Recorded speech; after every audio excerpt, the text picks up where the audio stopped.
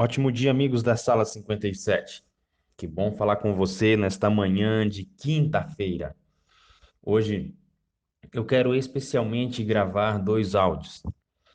O primeiro áudio é sobre 1 Reis, capítulo 8, que foi exatamente o capítulo de ontem da Sala 57, mas como nós tivemos o nosso jejum, eu não tive como gravá-lo.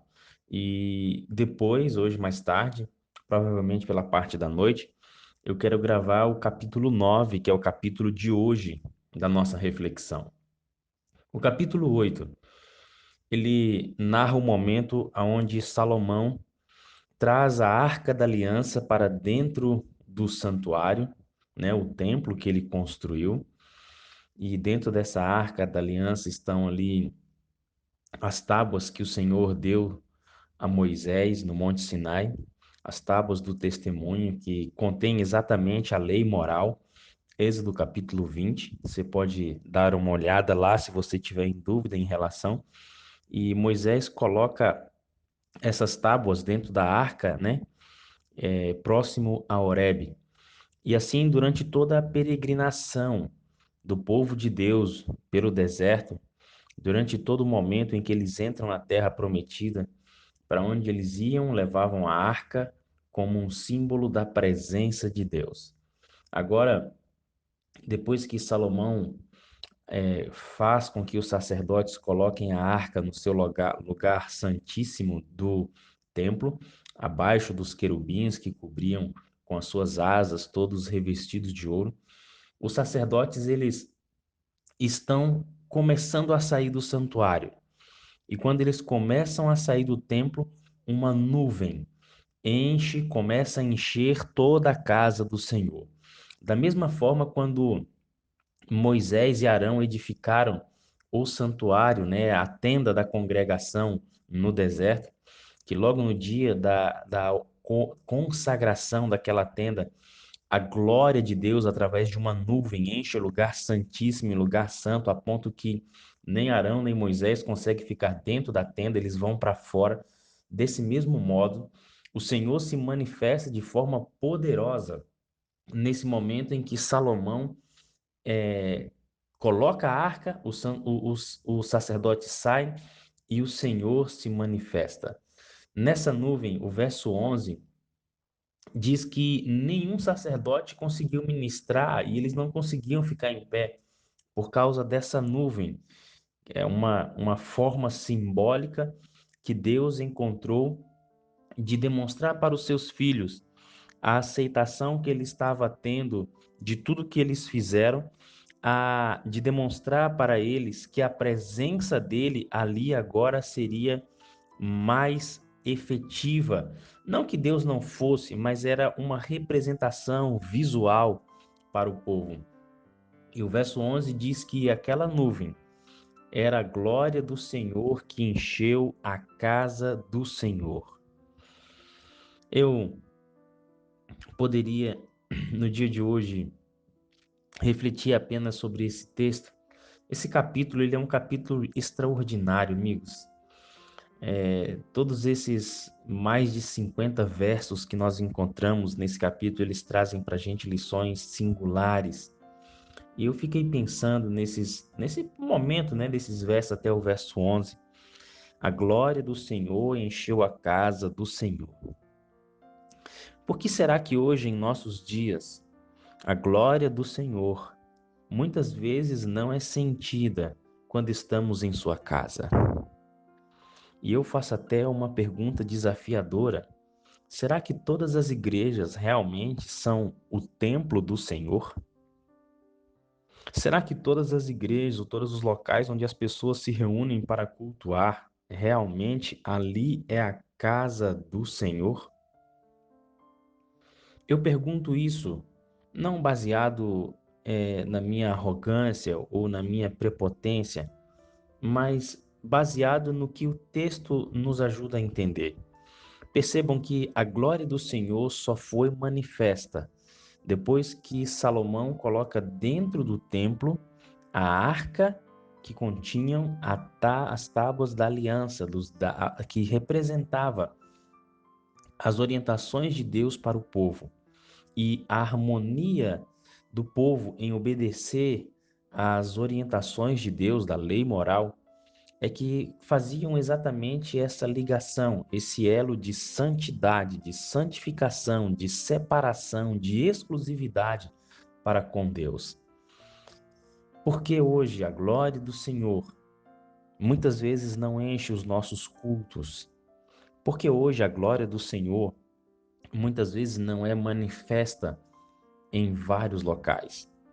Eu não estou falando aqui, amigos, que a glória de Deus seja um culto com exibicionismo ou que seja um culto com gritarias, com bagunça ou com falar em línguas. Não, isso não é a manifestação da glória de Deus. Não é isso. Nunca foi e nunca será. Se por algum acaso nós imaginamos que a manifestação da glória de Deus ou a manifestação do Espírito Santo está relacionada a essas coisas, nós estamos equivocados. Inclusive, eu quero que você fique atento aos jejuns, porque nós teremos alguns jejuns que vamos falar um pouquinho sobre isso, sobre dons de língua, sobre manifestação do Espírito, dentro daquele contexto da história da redenção. Queridos amigos, será que hoje a cultura moderna, ou o cristianismo moderno, como eu gosto de dizer, não tem colocado tantas coisas no momento de adoração que na verdade se esqueceram, a gente se esquece do essencial, que é convidar a presença do Eterno, que é estar em harmonia com a sua lei e assim usufruir da sua glória e da beleza da sua presença? Com que atitude você, querido adorador, tem ido à casa de Deus? Eu acho muito lindo alguns textos das Escrituras, todos eles na verdade, né? Mas tem alguns que de vez em quando marcam a gente, como por exemplo o texto que nos diz o Senhor: aonde estiverem dois ou três reunidos em meu nome, ali eu estarei presente. É claro que não é a quantidade de pessoas que faz com que a presença de Deus seja sentida, mas principalmente a atitude do adorador. Eu quero que você comece a desfrutar da presença de Deus. No discorrer do capítulo, Salomão ele faz uma oração muito linda. Essa oração se repete também no livro de Crônicas. E eu vou deixar para fazer o comentário dessa oração quando nós chegarmos no livro de Crônicas, tá bom? Porque nesse momento eu quero refletir com você no verso 56 até o verso 58, que diz assim: Bendito seja o Senhor que deu repouso ao seu povo Israel, segundo tudo que o disse. Não falhou nem sequer uma de todas as suas boas palavras que falou por intermédio de Moisés, o seu servo. O Senhor, nosso Deus, seja conosco como foi com nossos pais. Não nos deixe nem nos abandone. Agora, presta atenção. Mas incline a si os nossos corações, a fim de andarmos em todos os seus caminhos e guardarmos os seus mandamentos e os seus estatutos e os seus preceitos que ordenou a nossos pais. Salomão, ele relembra que todas as palavras que Deus prometeu a Moisés, a Abraão, quando ele tira lá atrás, lá no início da história desse povo, no início dessa geração israelita, ele vê olhando agora para o passado e percebe que todas as promessas que Deus fez se cumpriram à risca. Deus não muda, Deus não falha. Você e eu podemos confiar em Sua palavra, você e eu podemos confiar em Suas promessas. Agora, depois que Salomão revela e comenta sobre a fidelidade de Deus, ele faz um comentário interessante que ele diz assim, ó, verso 58, mas incline a si os nossos corações. Salomão sabia que a única variável para cair no desagrado de Deus, para cair num ambiente onde as promessas poderiam não ser cumpridas, era exatamente a inclinação do coração do homem. O meu e o seu coração, a minha e a sua atitude, a minha e a sua postura para com Deus é que tornam as promessas de Deus variáveis na nossa vida. Por isso eu quero que você, nesta manhã de quinta-feira, querido adorador que me escuta, Avalie com sinceridade o seu coração. Como é que tem sido a sua postura diante da glória de Deus? Como tem sido a sua postura em relação às orientações, aos mandamentos, a tudo aquilo que Deus pede para você em sua palavra? As promessas de Deus são imutáveis. Deus não tem sombra de variação, ele não muda. Deus não acorda de bom humor e com mau humor, mas a, a forma como você e eu nos portamos diante dele é que fazem com que aquilo que Deus quer realizar sobre nós seja concretizado ou não. O meu desejo é que hoje, através da atuação do Espírito em sua vida, você permita que Deus sonde o seu coração e se existe alguma coisa que o seu coração está inclinado a desobedecer, está inclinado a magoar, a decepcionar o seu Deus, que você permita ser moldado hoje pelas mãos do oleiro. Um grande abraço a você, uma ótima quinta-feira.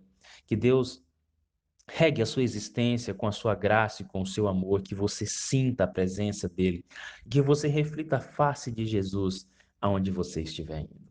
A gente se fala logo mais. Um abraço.